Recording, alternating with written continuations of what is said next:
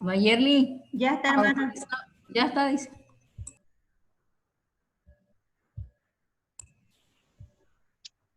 ¿Ya?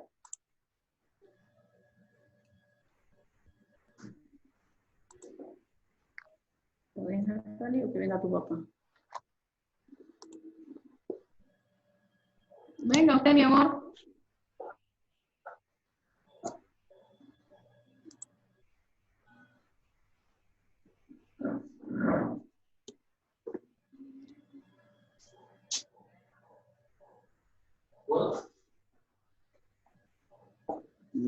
Me costó un poco, pero no quedó fácil, es fácil. No da la pregunta. No, pero usted lo ve y ya cuando vaya aquí. No, no,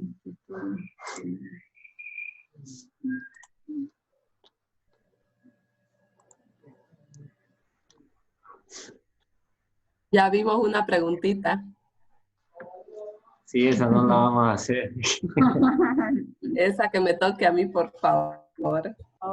Oye, ¿seguís viendo la pantalla? No, ya no. Ah, ya. Pero ya hiciste chanchullo. Por eso es allá directo para mí, más hermana. Ya, a las 4 no se va a hacer. Y está como para kinder esa pregunta, ¿no? Y ahí. Bueno.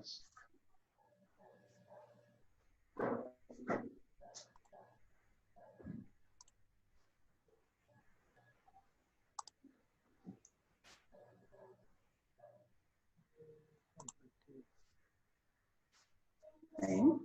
Como el último capítulo del anterior. Ya. Ah, claro. Sí, está bien. Solo que esto lo vamos a traer acá. Ya. Bueno. Están viendo la pantalla, ¿no?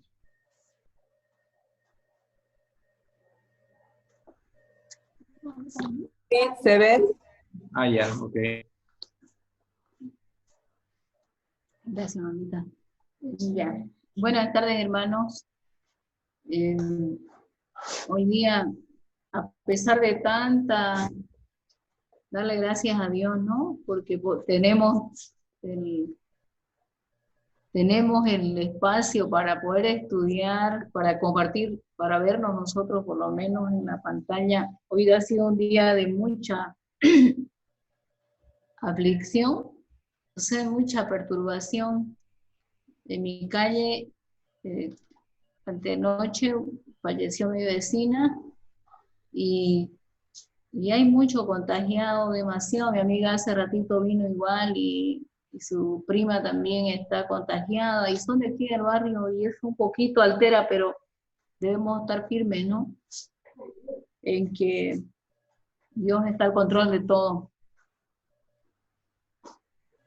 Y se necesita eso, desarrollar más la fe y estar más confiada en el Señor, que ya sea que vivamos o que muramos, del Señor somos. Vamos a empezar a estudiar Hechos 23. Dice Pablo ante el concilio. Nosotros vimos ayer en el capítulo 22 ya cómo fue acusado el apóstol Pablo y aquí fue llevado al concilio. Dice en el capítulo 30, al día siguiente, queriendo saber de cierto la causa por la cual le acusaban los judíos, le soltó de las cadenas y mandó venir a los principales sacerdotes y todo el concilio, y sacando a Pablo, le presentó ante ellos. Entonces Pablo, mirando fijamente al concilio, dijo: varones hermanos, yo con toda buena conciencia he vivido delante de Dios hasta el día de hoy. La definición de conciencia dice es aquel proceso de pensamiento que distingue lo bueno y lo malo. Él les dice, yo hasta el día de hoy he vivido con buena conciencia, dice, ¿no? Le dice al tribunal. y el hecho de cuando él vivía en la, cuando era judío, cuando estaba con la doctrina judía, él cumplió a cabalidad lo que él creía, ¿no? En su ignorancia, que era correcto. Por eso dice, con buena conciencia no tenían de qué acusarlo. Y ahora que creía en eso también, ¿no? Entonces, en el siguiente dice, en el versículo 1, en el versículo 2 dice, el sumo sacerdote Ananías ordenó entonces a los que estaban junto a él que le golpeasen en la boca.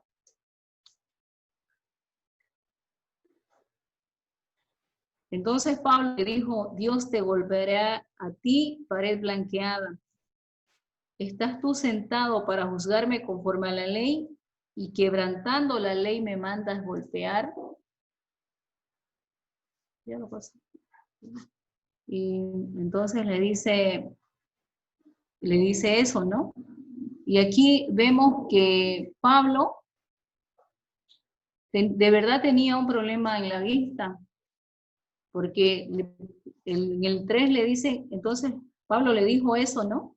Y dice, los que estaban presentes dijeron, al sumo sacerdote de Dios injurias. Pablo dijo, no sabía, hermano, que era el sumo sacerdote, pues escrito está, no maldecirás a un príncipe de tu pueblo. Y en el capítulo, o en el libro de Éxodo 22-28 dice, no injuriarás a los jueces, no maldecirás a un príncipe. Él conocía muy bien las leyes también, las leyes mosaicas, ¿no? Todos los rituales y las leyes mosaicas. Entonces, se acordó de eso y él les dijo que no lo había notado que era él. Y esto nos lleva a ver que Pablo, el apóstol Pablo, como lo dice en Gálatas, les dice, no, con letra grande les he escrito de mi propia mano. Entonces y donde les dice, yo sé que ustedes en Gálatas igual le dice que ustedes hasta sus ojos me los hubieran dado. Eso es lo que confirma que él tenía un problema de la vista, un problema de los ojos, que el aguijón de la carne de la cual se habla era un problema en la vista, ¿no? Porque no lo hizo. Él era muy respetuoso de las leyes. Entonces, él mismo relata cuando dice, no maldecirás a un príncipe de tu pueblo, aunque como hubiera sido, pero él era muy respetuoso de eso. Eso aquí cuando le dice al Ananías, al sacerdote, le dice que era una pared blanqueada. Pared eran las que habían en los sepulcros, ¿no? Las pintaban solamente para que la gente no se tropezara en ella. Era para hacer una división. Entonces, de la forma que él le dijo pared, le estaba diciendo que estaba para causar división y lo que había dentro también, ¿no? Es muerto, es muerte. Entonces, eso fue lo que le dijo Pablo.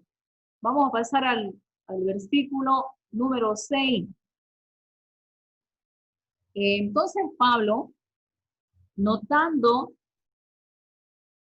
que una parte era saduceo y otra parte fariseo, alzó la voz en el concilio y dijo, varones hermanos, yo soy fariseo, hijo de fariseo, acerca de la esperanza y de la resurrección de los muertos, ¿me juzga?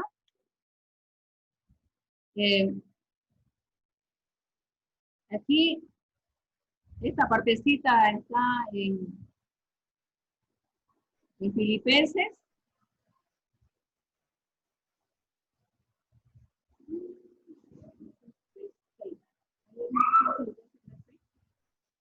Donde empezó a llover acá muy fuerte. ¿Se está escuchando? Se escucha perfecto, hermana, no se preocupe. Bueno, entonces no me voy a preocupar de la lluvia. En este capítulo, en este versículo 6, no sé, él dice que nota que una parte era de saduceos y otra de fariseos. Y nosotros ya hemos estudiado antes que los saduceos niegan la resurrección, los ángeles y el espíritu. Entonces, la otra parte que eran los fariseos, que ellos, por defender la doctrina, entonces ahí causa una división. Todos lo estaban acusando a Pablo, pero cuando Pablo estratégicamente, porque él era muy hábil, también eso es de notar, dice, estratégicamente él se dio cuenta y dijo que él era fariseo, hijo de fariseo. Entonces,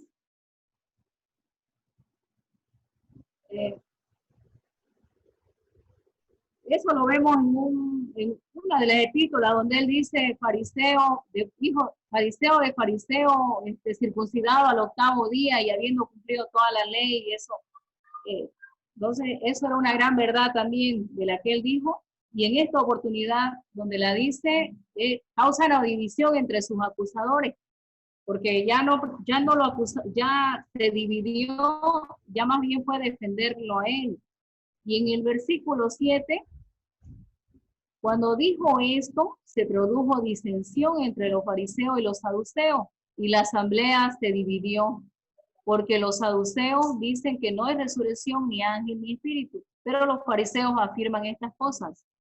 Y hubo un gran vocerío, y levantándose los escribas de la parte de los fariseos, contendían diciendo, ningún mal hallamos en este hombre, que si un espíritu le ha hablado o un ángel, no resistamos a Dios. Eso decían los fariseos, ¿ya? Entonces, y a pesar de que Pablo no había hablado que un ángel, dentro de lo que dijo, él no habló de un ángel, ¿no? Pero acá los fariseos dicen que sí, que si un espíritu o un ángel le ha hablado, no resistirse.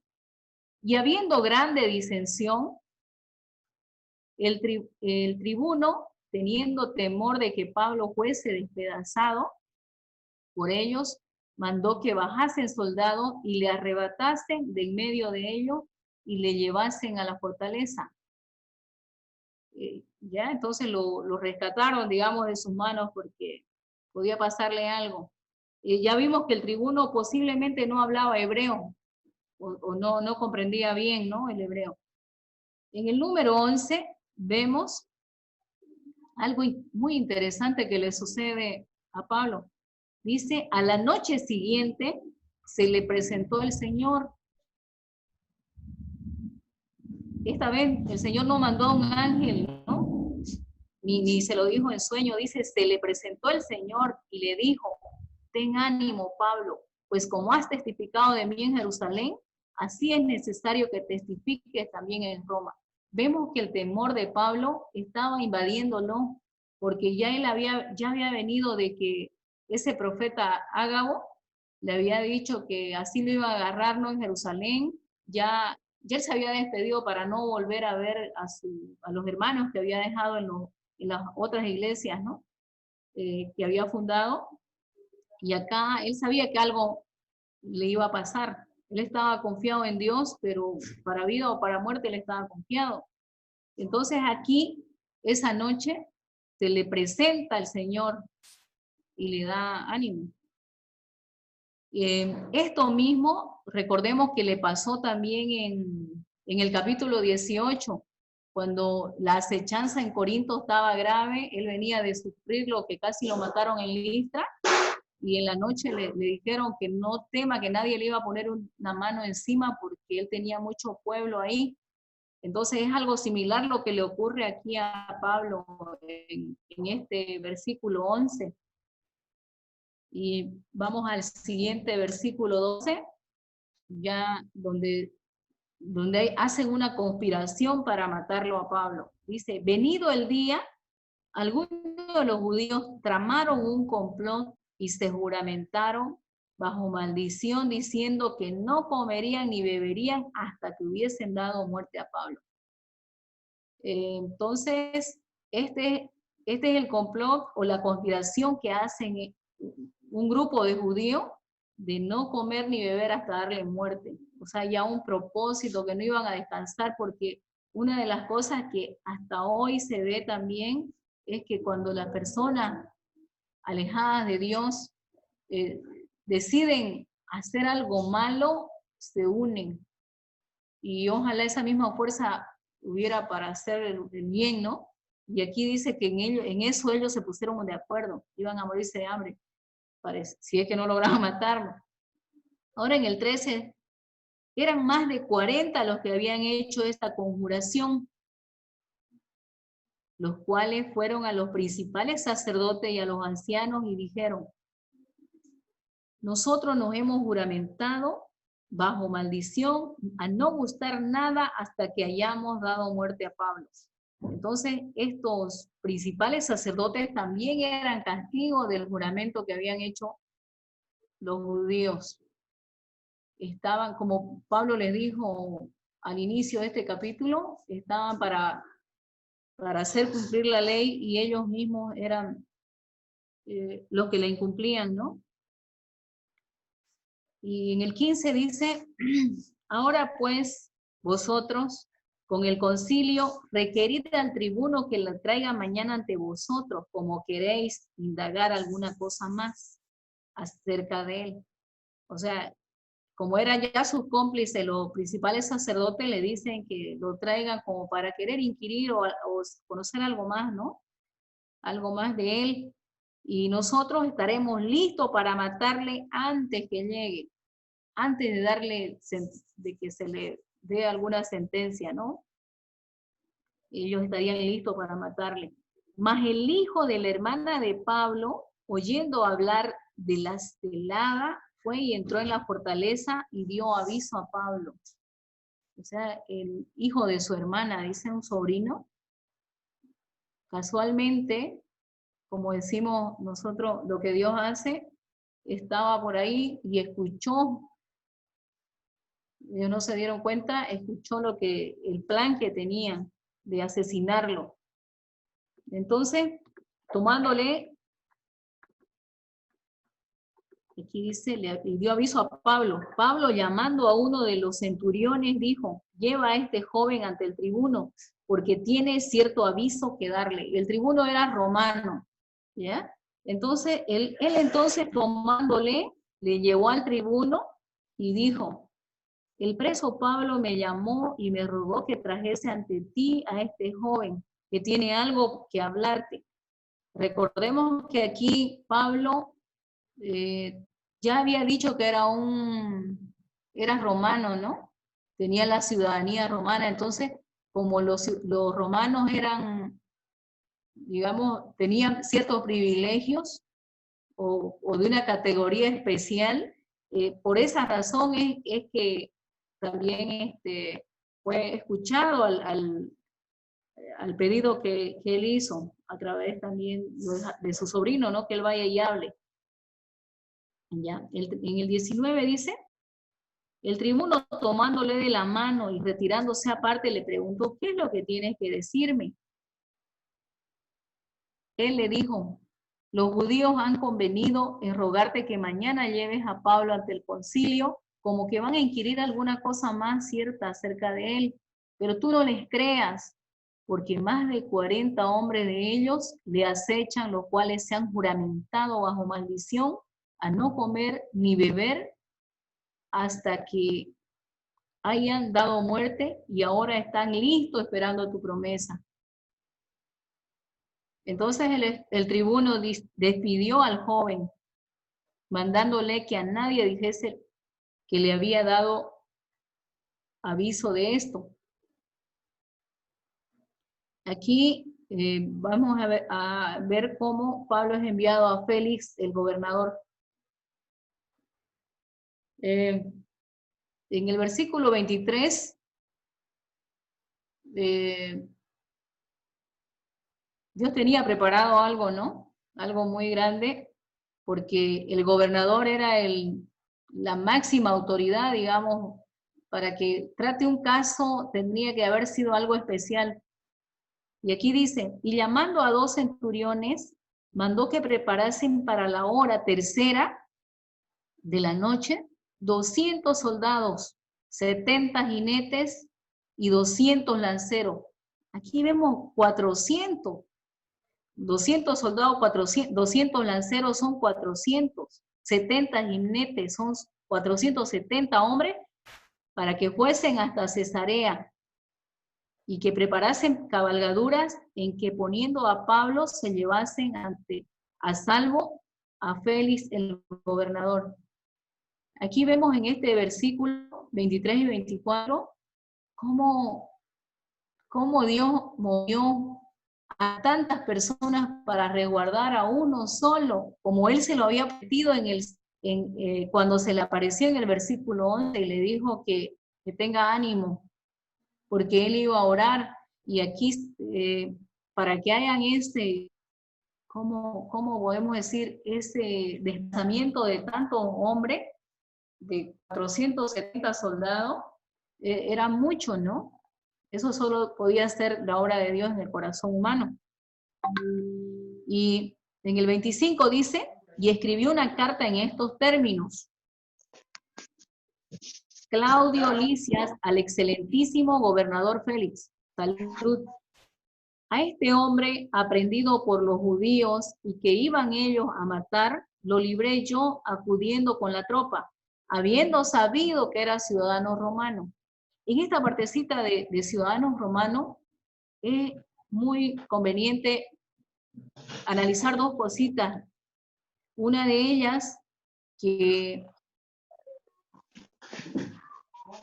Dios lo preparó a él antes de su nacimiento, porque se dice que solo de 3 formas se podía conseguir la ciudadanía romana.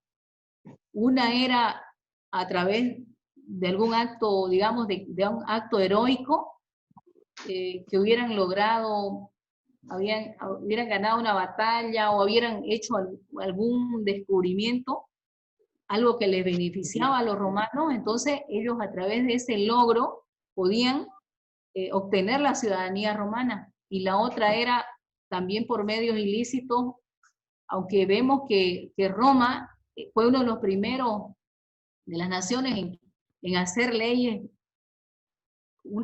que hoy son ejemplos, ¿no? Porque la mayoría de hoy son redactadas a través de las leyes griegas y romanas. Entonces, también se podían corromper. Y aquí vemos que dice que se podía comprar, obtener a través de dinero, como le dijo ese tribuno a Pablo. Él había juntado dinero, lo había comprado, y eso no era tan legal. Y la tercera era como Pablo la había obtenido, de nacimiento. Entonces aquí, él le dijo, en este versículo 27, sabido que era ciudadano romano. Entonces Dios lo preparó desde antes y usó esto de que sea romano para que llegue hasta la autoridad más grande, digamos, que había en ese tiempo y que había en Roma, porque de otro modo no iba a llegar allá. Los planes que habían eran otros, ¿no? De las personas. Y queriendo saber la causa por qué le acusaban, le llevé al concilio de ellos y hallé que le acusaban por cuestiones de la ley de ellos, pero que ningún delito tenía digno de muerte o de prisión. Estas palabras se parecen a cuando a Cristo lo acusaban y Pilato decía, no encuentro nada digno de muerte para este hombre. Entonces, se parece esta palabra a eso. En el 30 dice, pero al ser avisado de acechanzas que los judíos habían tendido contra este hombre, al punto le he enviado a ti, intimando también a los acusadores que traten delante de ti todo lo que tengan contra él. Que vayan los acusadores, ¿no?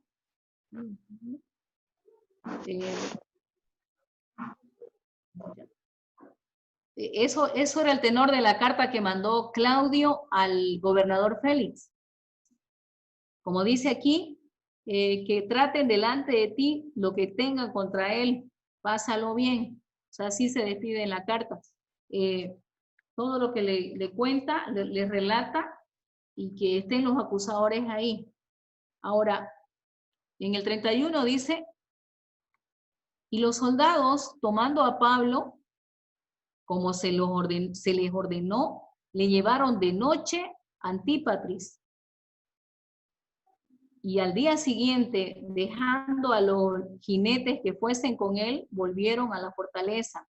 Cuando aquellos llegaron a Cesarea y dieron la carta al gobernador, presentaron también a Pablo delante de él. Y el gobernador, leída la carta, preguntó, ¿de qué provincia era? Y habiendo entendido que era de Cilicia, le dijo, te oiré cuando vengan tus acusadores, y mandó que le custodiasen en el pretorio de Herodes.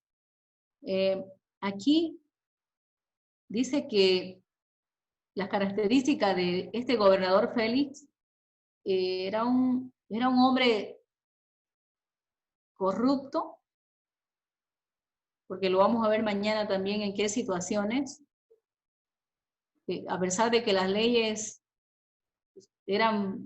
no se podía, por ejemplo, no se podía castigar a un hombre antes de que su sentencia hubiera sido pronunciada. O sea, es algo muy bueno, ¿no? De una ley, y creo que la mayoría de los países tiene esa ley, pero había igual gente corrupta, y este gobernador era uno de ellos. Ahí finaliza el capítulo 35 y inicia ya la defensa que va a hacer ante Félix el apóstol Pablo.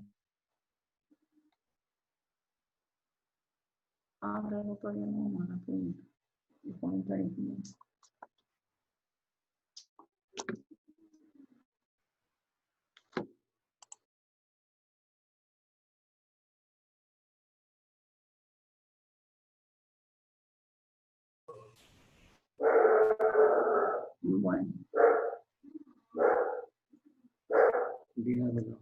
Ya. Si pueden abrir sus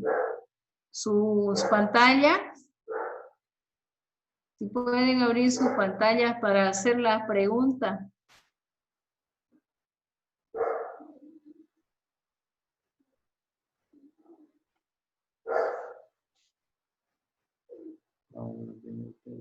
A sus órdenes, profesora.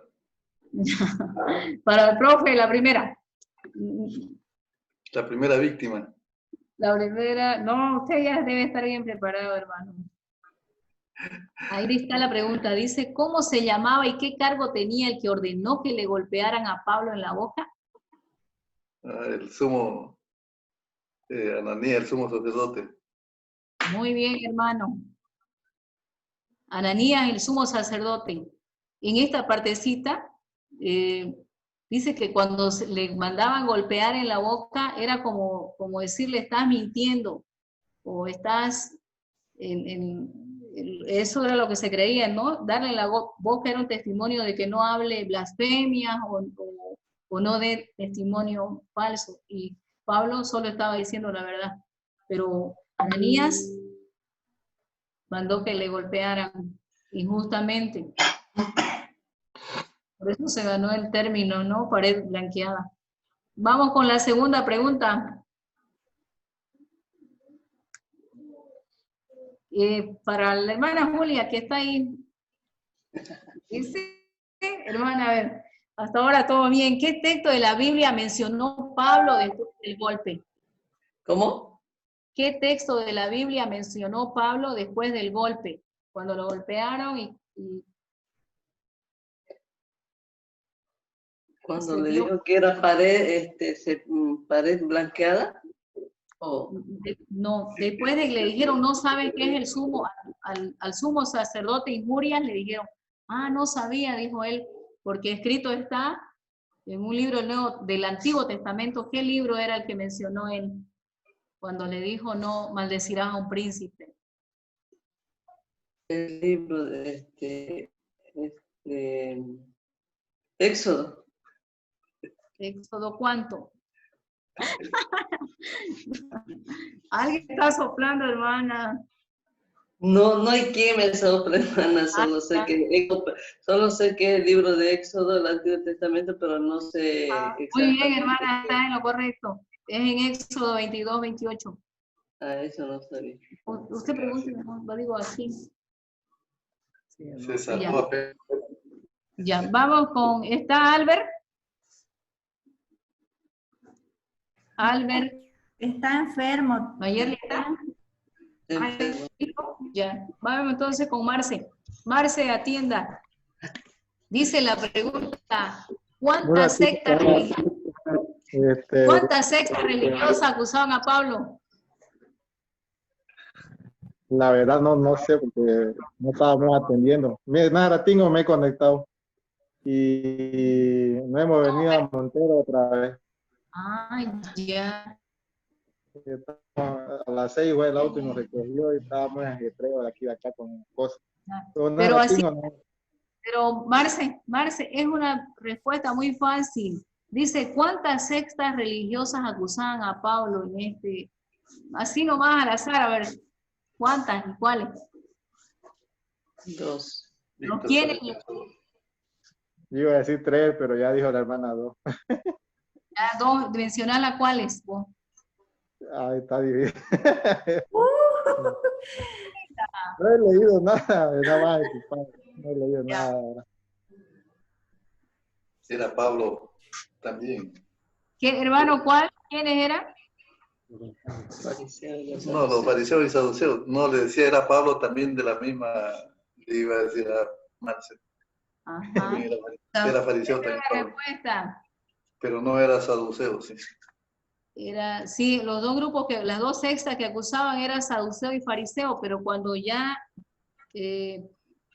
cuando se enteraron de que Pablo era fariseo, bueno, él le dijo que era fariseo, ¿no? Porque lo dice en Filipenses, creo que está. Entonces ya solo quedaron unos acusándolo, dividió, digamos. Vamos con la siguiente pregunta. No, la presente pues todavía. No, está bien. Ya. La siguiente pregunta es para... La siguiente pregunta es para Mayerly. Mayerly, en sus creencias, ¿cuál era la diferencia entre saduceo y fariseo? La que salió. Esa está fácil. Los saduceos, a ver, espérame, me voy a acordar. Los fariseos creían en la resucitación y los saduceos no creían en eso. Creo que es al revés. Bien.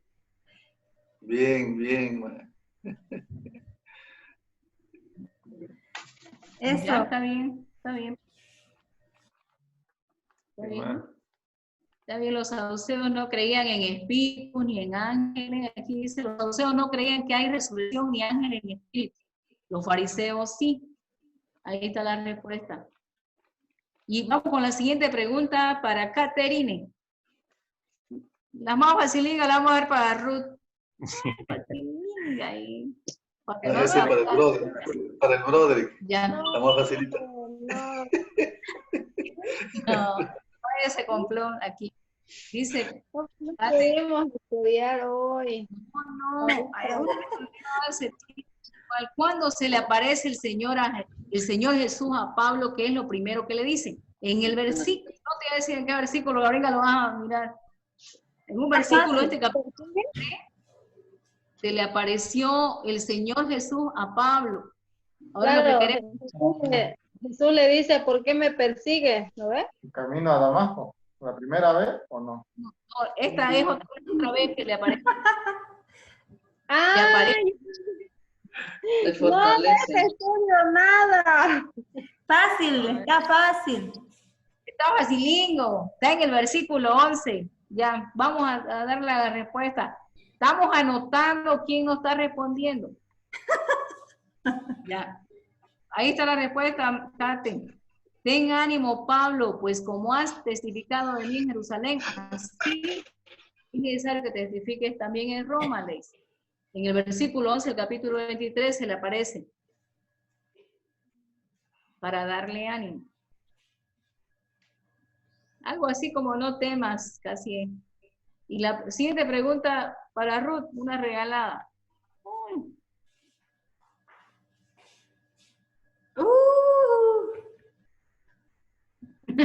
Regalada, ¿no? No, Ya voy, Ruth. eso es para Emanuel.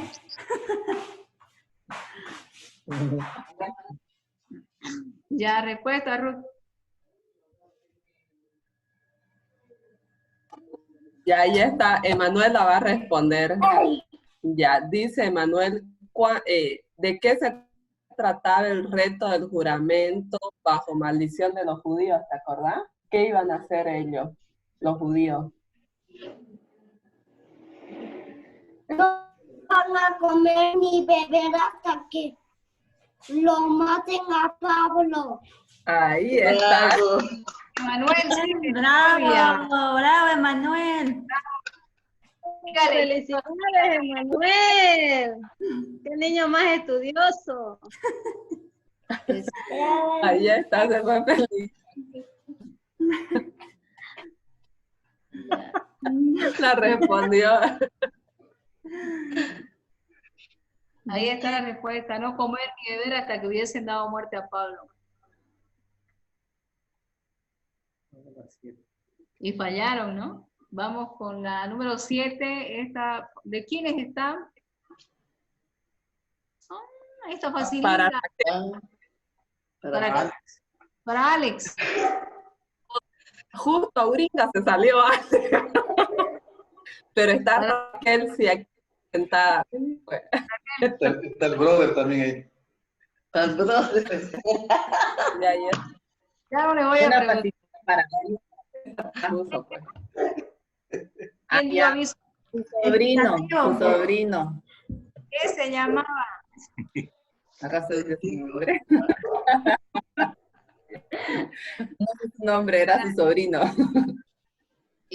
Nosotros, todos dicen que es la primera vez que se ve que algún familiar de Pablo estuvo cerca, pero posiblemente él al convertirse del judaísmo al cristianismo, a ser seguidor de Cristo, quizás su familia no compartió con él, por eso es que no se ve, ¿no? O también otra causa, no sé cuál otra será, porque solo ahí se nombra. La otra donde él manda saludo a la madre de uno de sus hermanos, amigos, y dice, y madre mía, da un nombre también. Creo que es la segunda donde... Una preguntita. No sé si estoy equivocado, pero si fuera una pregunta, digamos, de un examen con valor curricular, esa respuesta está mal, lo que dijo Raquel, porque no dice sobrino en la Biblia, dice el hijo de la hermana de Pablo.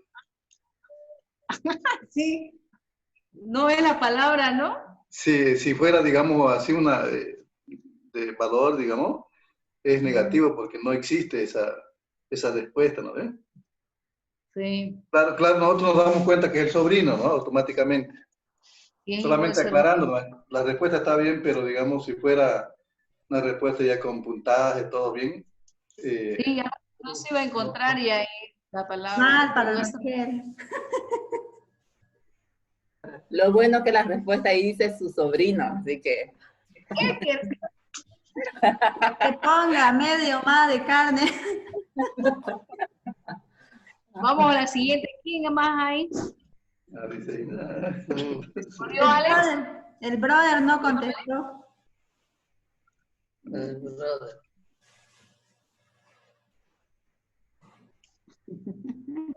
Ya, para el brother, queremos escuchar al brother su respuesta. Para Reinaldo, ¿quién es el emisor y el receptor de la carta que se mencionaba en este capítulo? Le tocó la más difícil. ¿Quién envía la carta y quién recibe la carta que menciona en este capítulo? Pero si él elaboró la pregunta, hermano.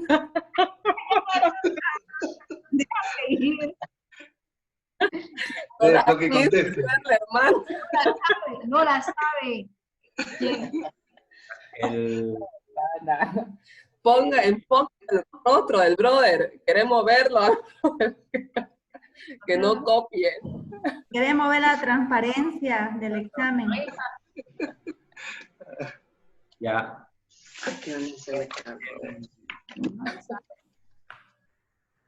El emisor era ¿cómo se llamaba?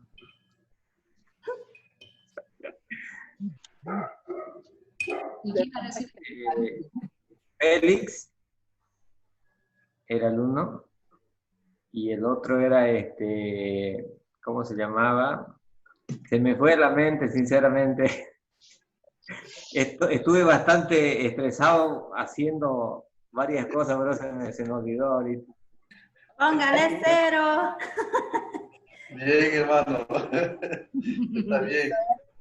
El emisor era Claudio.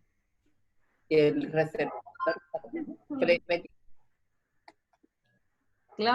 Claudio Licias le envió la carta y la recibía el gobernador Félix.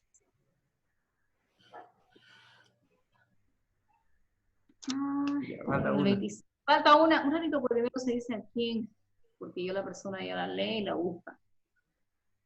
Ya, nos falta unita pregunta más. Ruth, no la sabías esta, ¿no? ¿O la sabía? Ahora que ya se dio. A ver esta otra, porque no hay más nadie. Marci Cate no ha respondido bien, Mayer le ha respondido. ¿A quién se la damos, a Ruth o Mayer? Alex. Alex. ¿No volvió Alex? Todavía no volvió.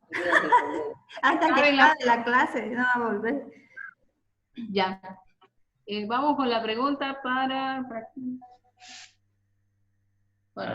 Pero láncela y el que la sepa la responde, pues así tal vez pueden, el que no respondió. Primero que la sepa. Levanta la mano, ahí va. Cuando el gobernador Félix estaba leyendo la carta, ¿qué pregunta hizo? ¿De dónde era, no? ¿De dónde era? Eso, ¿de qué provincia era? ¿Qué cosa? Le preguntó que de qué provincia era, o sea, de dónde era Pablo, porque no ve que le dijeron que era ciudadano romano, ¿verdad? Entonces le preguntó de dónde era. Y luego dice, entendiendo que era de Cilicia y Sí, ¿de qué provincia era? ¿Está bien, Raquel? Raquel. Aumentan los puntos, ¿no? Sí. Ahora sí, si alguien quiere... Yo tengo una preguntita para la hermana Marlene. Del estudio. Ya la pregunta dice así. ¿No ve que armaron un grupo de soldados que se iba a llevar a Pablo de Jerusalén? Tenía que llevárselo a Cesarea, ¿no ve? Que donde estaba el gobernador Félix para librarlo de la muerte. Sin embargo, en esa noche hicieron una parada en un pueblo y de ahí se volvieron algunos soldados. ¿Cómo se llama el pueblo donde hicieron su parada? Ese pueblo se llamaba... Ay, miércoles, ¿verdad que es la palabra patripis? Algo de patripas, algo así. El nombre me costó. A ver, ¿qué era? Antipatris, en el 31. Tiene que ver. ¿Le ponemos punto o no? ¿Qué dicen? La pronunciación, Antipatris. Yo me acordaba de Patri y algo así. Por lo menos no me pongan más, no me quiten ni me aumenten. Antipatris. Bueno, ahora... Yo quería contar, hermana, un puntito en este estudio, que justo fue esta mañana, que cuando estábamos leyendo, y por eso fue que a medida que estábamos leyendo también le hablaba yo a Manuel, y por eso es que la respondió bien, porque justo a mí me llamó la atención en el momento que dice que es este jovencito que era el sobrino de Pablo, ¿no? no dice qué edad tenía, solo dice que era un jovencito, ¿no? Él escuchó lo que estaban tramando los judíos bajo juramentación que se habían hecho, y él decide ir, ¿no?, a Pablo y le cuenta todo lo que había escuchado, y después de eso ya Pablo le dice, ve, llama al centurión y que te lleven donde, ¿no? O sea, le enseña. Entonces yo me puse a pensar hoy día, cuando leí esta historia, de la gran importancia que radica en enseñarle a los niños, ¿no? A que uno escuche, o sea, que tienen los niños, los jovencitos tienen un ministerio, y este fue el ministerio, o sea, tal vez no sabemos cuán otro ministerio habrá desarrollado este jovencito, pero esto está registrado acá en la Biblia porque cumplió netamente parte del plan de Dios, que era el evitar que Pablo sea muerto, porque lo iban a matar. Si este jovencito se hubiese asustado y hubiese decidido no contar a nadie, o por el susto, el miedo o la vergüenza, o sea, hubiese decidido no decir nada a nadie, entonces hubiese sido dejado de ser un instrumento en manos de Dios. Pero él tomó la valentía de contarlo, de ir corriendo a Pablo y decirle, y luego se fue con el soldado, comunicó, contó, o sea, no se calló. Y entonces esa es la importancia que tanto los niños, los jóvenes tienen de poder ser utilizados dentro del plan de Dios, ¿no? Y es tal vez un poco esté en nuestras manos como padres, los que somos padres y los que no, los que son tíos, también tienen una responsabilidad, o sea, toda la familia cumple con una responsabilidad de enseñar al niño, a los jóvenes, de instar, de no cansarnos de orar por ellos, de que Dios pueda utilizarlos, en alguna etapa de su vida, que lleguen a cumplir los propósitos de Dios, ¿no? Que tengan esa valentía de poder hablar, de intervenir, de luchar por el evangelio, de ser un instrumento en manos de Dios. Entonces, eso, o sea, de todo lo que es la historia, ¿no? Algo que a mí me quedó muy en lo profundo de este estudio, de el rol que todos pueden desarrollar dentro de los planes de Dios, ¿no? Eso quería añadir en ese puntito de lo que hizo el sobrino de Pablo. Muy bien, Ruth.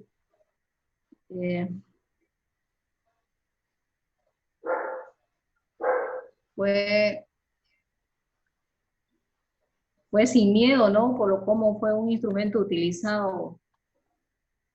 No dice la edad, ¿no? No sabemos qué edad hubiera tenido, pero cumplió una labor que le salvó la vida, ¿no? También otro instrumento de Dios. Algo más acerca del análisis, del estudio de este capítulo?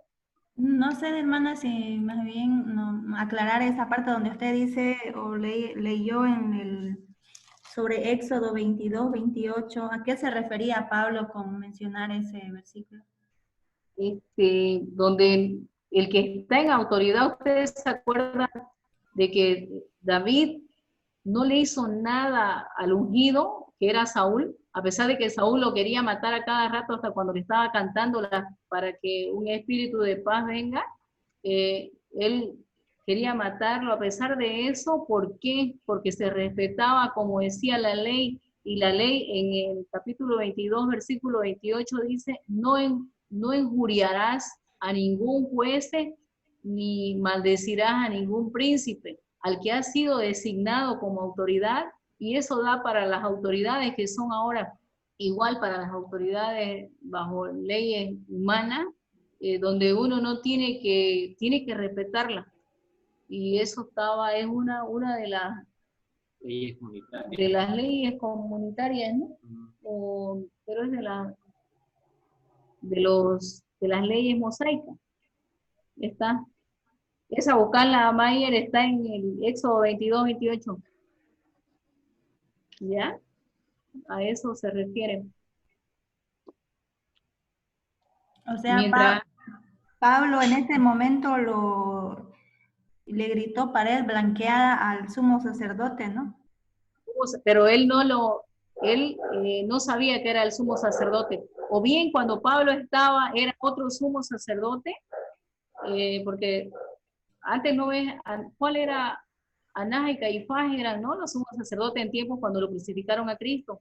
Ahora ya era otro, y quizás en ese tiempo donde él estaba lo cambiaron y no lo conoció, pero otra de lo que dicen, como dice el hermano, los eruditos, que han investigado más, dice que eso confirma que de verdad tenía un problema en los ojos el apóstol Pablo, porque lo menciona mucho, ¿no? De que él no veía para escribírselas así, escribir las cartas. A cierta edad ya fue que le sucedió eso de que él se hacía que le escriban las cartas. Él aparentemente tenía dificultad para ver. Es lo más probable.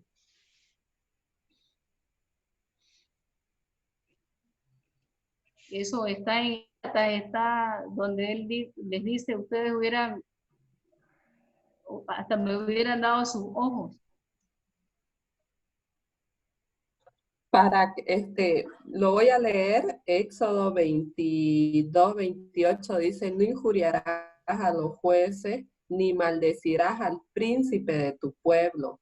Era una de las leyes humanitarias, ahí desde el versículo 16 hay un título que dice leyes humanitarias, ¿no? Que habían todas las leyes de cómo se iban a regir dentro del pueblo, y una de esas eran que no injuriarás a los jueces ni maldecirás al príncipe de tu pueblo, ¿no? O sea, como una señal de respeto, de que ellos no podían maldecir ni injuriar a ningún príncipe o juez de la población, o una autoridad, ¿no? Y en este caso el sumo sacerdote era pues una autoridad, ¿no? Era como un príncipe.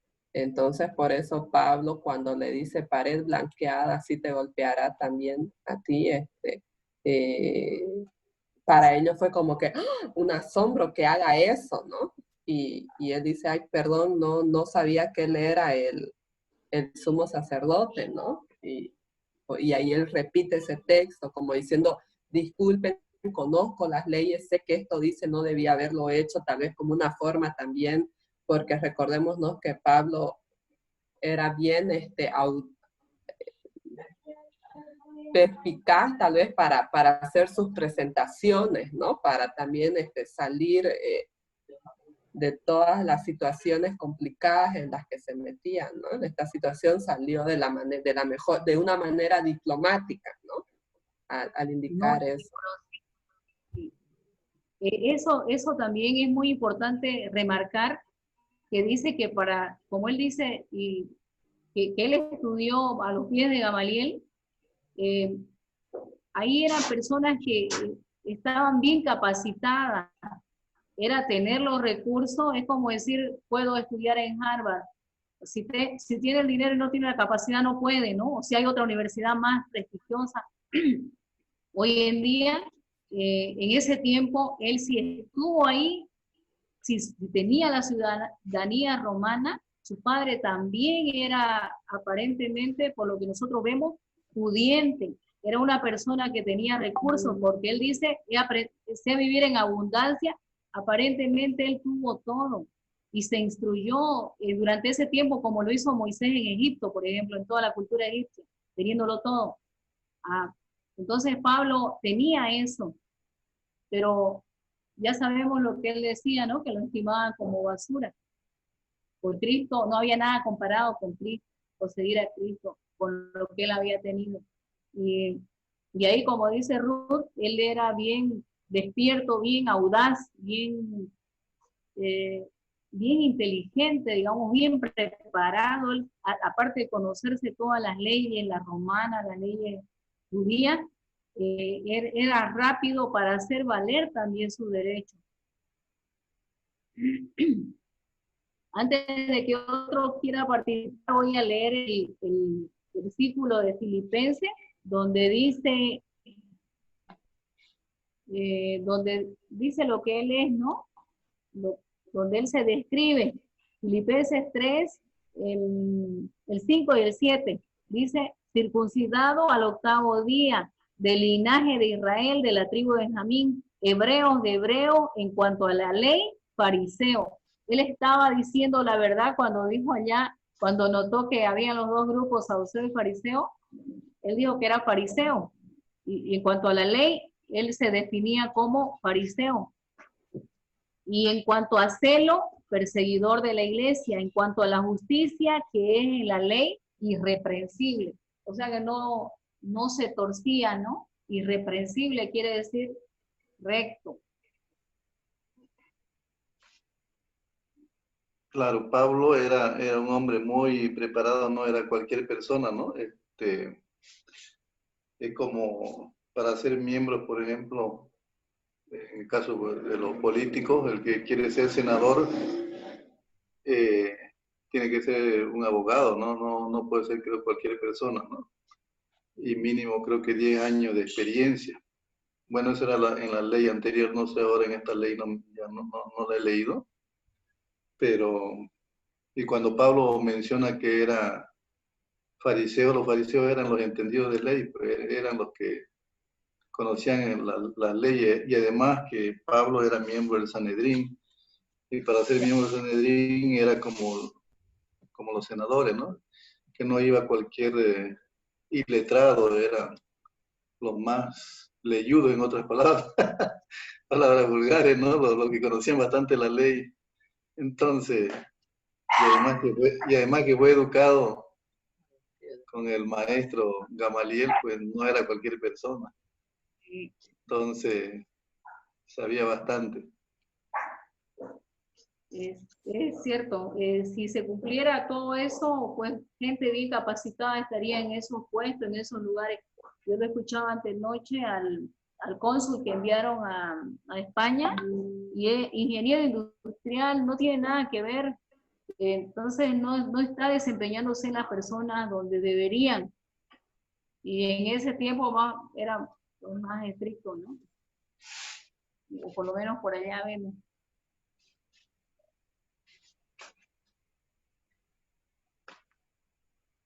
¿Qué dice? ¿Alguien más? ¿No está Daza? ¿Susi? Hay que convocarlas mañana. Si no hay nadie más que quiera dar alguna apreciación o alguna pregunta.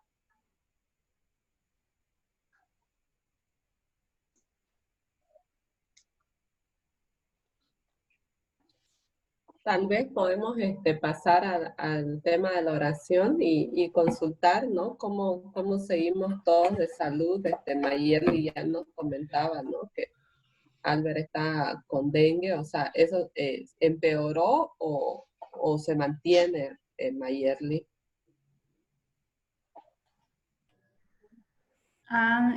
Fea la enfermedad varios días, pero ya salió la fiebre.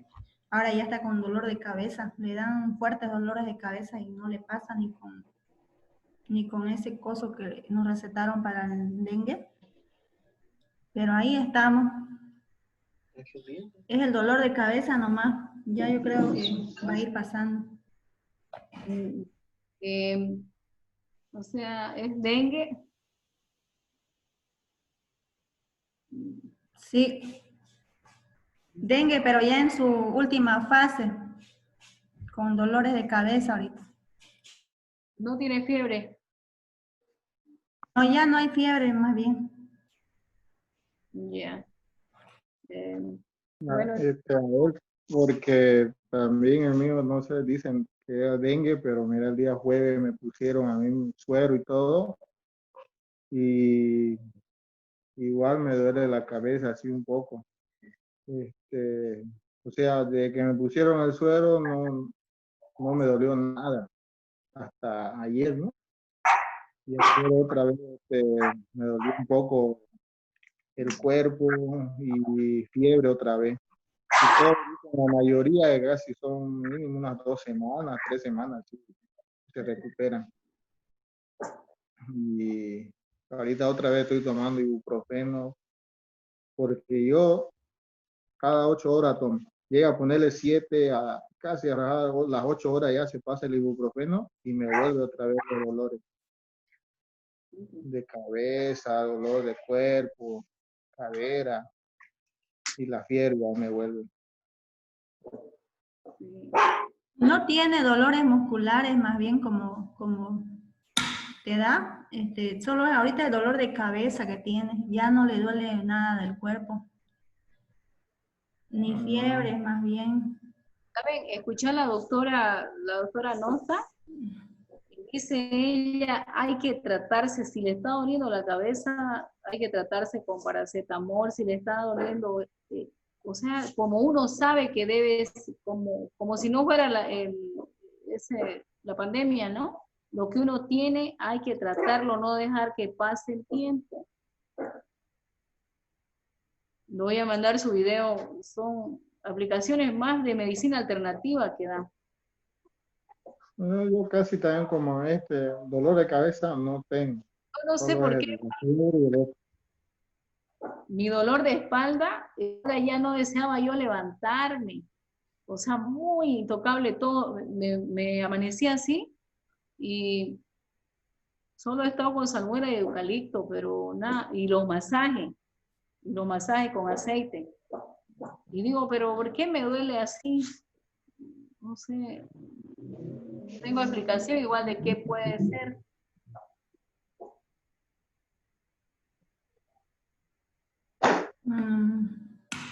Puede ser de lo que esté alzando mucho peso, que le duela la espalda, o sobrepeso, pero no la veo yo gordita.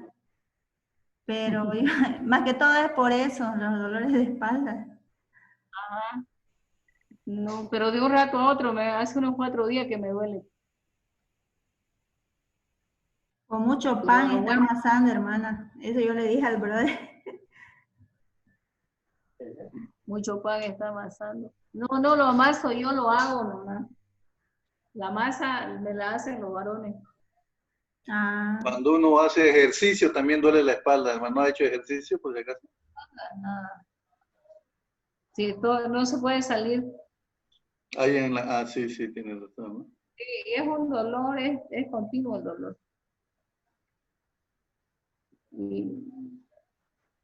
Tendría que hacerse una radiografía, ¿cómo le dicen? Una radiografía de la columna vertebral también, hermano. Algo debe estar mal. Hermana Marlene, ¿nos puede mostrar dónde es que le duele? Todo esto. Conmigo es todo. No, y todo esto. La parte de las paletas. Eso bien. Desde acá. La parte de las paletas y esta parte de acá arriba. Sí, eso es. Acá abajo no me duele. La cintura no me duele. Es masajes nomás, hermana. Porque eso es tipo estrés, cualquier preocupación. Yo tengo ese problema. El mismo dolor le hizo a mi esposa también. Me preocupo por sencillas cosas y ya es el dolor, todo me duele, intocable. Entonces tengo que estar continuo dándome masajes, yo me da el mundo. Hermana Julia, ¿pero siempre le duele ahí cada vez que está estresada o primera vez este año que le ha dolido? No siempre, ese es mi problema de mi migraña y se me pone tenso todos los tendones, los músculos.